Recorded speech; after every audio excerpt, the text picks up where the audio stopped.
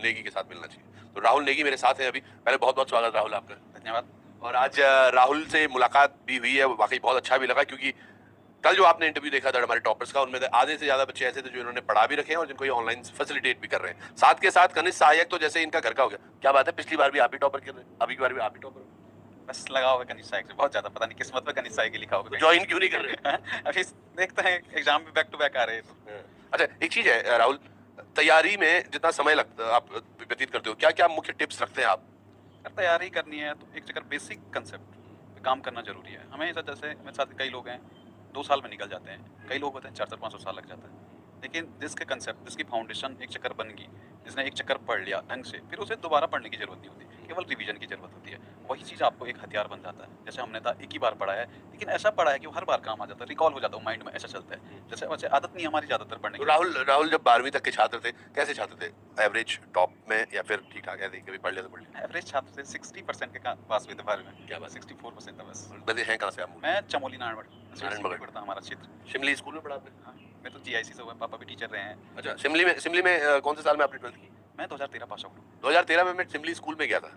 अब पता नहीं इनको याद होगा नहीं होगा, मैं इतना बूढ़ा भी नहीं हूँ, पर मैं गया था वहाँ पे करियर काउंसलिंग के लिए, और बच्चों को, युवाओं को हमेशा से ही प्रोत्साहन देने का मेरा मन करता था, और शायद इसीलिए आज हम राहुल का इंटरव्यू भी ले रहे हैं। राहुल, तो जो हमारे पहाड़ पे बच्चे हैं, जो परिस्थितियां आपने वहां पर भी देखी, क्या बच्चों को किस तरह से अपने आप को मोटिवेट करना चाहिए कि यार बेटा कुछ और भी है करने के लिए, केवल वो ड्राइवर मर्दन या फिर घास काटने या फिर कुछ और भी, क्यों नहीं वो इस तरफ देखते? क्योंकि हमारे यहाँ रुझान बहुत कम है। नहीं, अभी सोशल मीडिया का जब टाइम आया, यूट्यूब का टाइम आया, तो उत्तराखंड में एक बदलाव देखा मैंने। और बदलाव मैंने देखा पुलिस कांस्टेबल में है कि ऐसा है कि कई लोग देहरादून से टॉपर निकले, लेकिन एवरेजन बच्चा देहरादून से बाहर से निकला है, और वो बच्चा ऑनलाइन माध्यम से जुड़ा है, ऑफलाइन माध्यम से जुड़ा है, लेकिन देहरादून से आउटर हमारे जो रूरल एरियाज हैं उस एरिया से ज़्यादा निकला है। अब थोड़ा चेंज हो रहा है उत्तराखंड में, जब से यूट्यूब में नए नए ट्विटर आए हैं, पढ़ने का तरीका जो हमारा ऑनलाइन प्लेटफॉर्म से जाए, उससे ज़्यादा लोग जुड़ रहे हैं, तो अब ज़्यादातर रीच, एजुकेशन की रीच बदल रही है। अब आपने देखा एक भर्ती का दौर था, धांधली हुआ, तो उत्तराखंड का युवा अपसेट था। लेकिन जैसे अब रिजल्ट आए, जैसे मैं साथ में भी रॉबिन ने दिया था, तो साथ के लोग थे, अब साथ के लोगों को देखा ज़्यादातर लोग उत्साहित हैं। अब धीरे धीरे ऐसा हो रहा है कि सबके सब तैयारी की ओर आ रहे हैं। अब जैसे आर्मी होता था हमारा, पहले हम आर्मी की तैयारी करते थे, मैं और रॉबिन साथ में किया करते थे।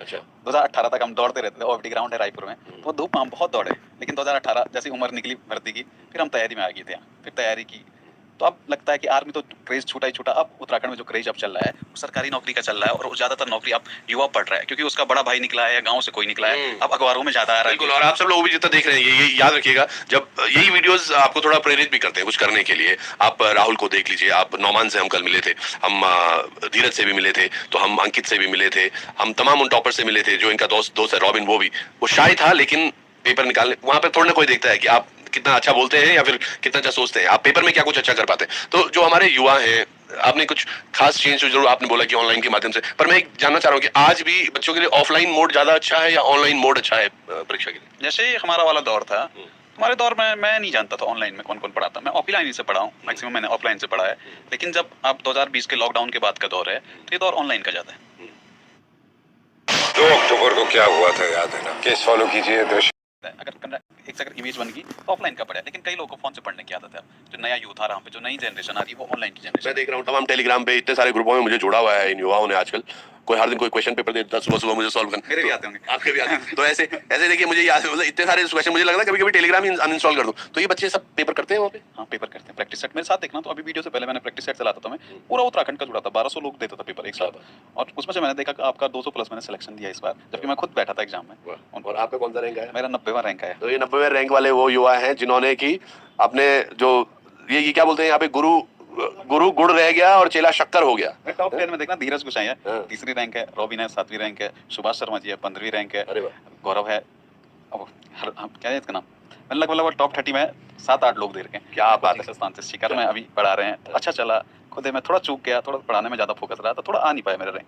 चलो कोई नहीं, पर कोई बात नहीं। एक्चुअली होता क्या है, इसका कारण भी कई लोगों को लग रहा होगा, but it is very important to understand.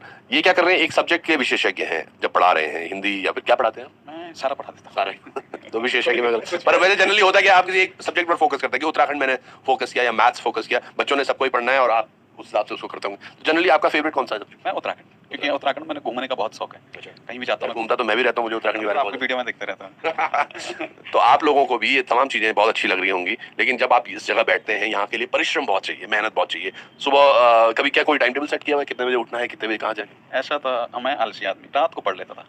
रात आप युवाओं को बोल रहे हो रात सुबह, तो वो मम्मी को भी ये बोलेंगे अरे वो राहुल जी भी ऐसे नहीं होता, लेट नाइट पढ़ने की आदत थी, कभी हो सकता है, पर फिक्स नहीं था कभी मैं कितना पढ़ूंगा।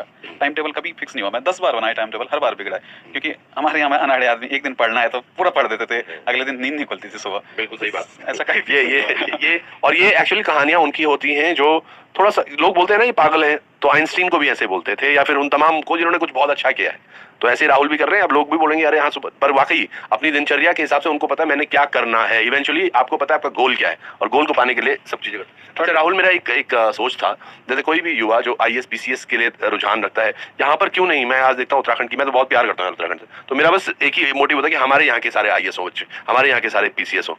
तो ये कब होना शुरू होगा? आज चलो समूह गाँव में वीडियो, बड़े पेपर, कनिष्ठ सहायक, उसके बाद IAS PCS कब? अभी देखना तो उत्तराखंड में ज्यादातर हम मध्यम वर्गीय परिवार से आते हैं।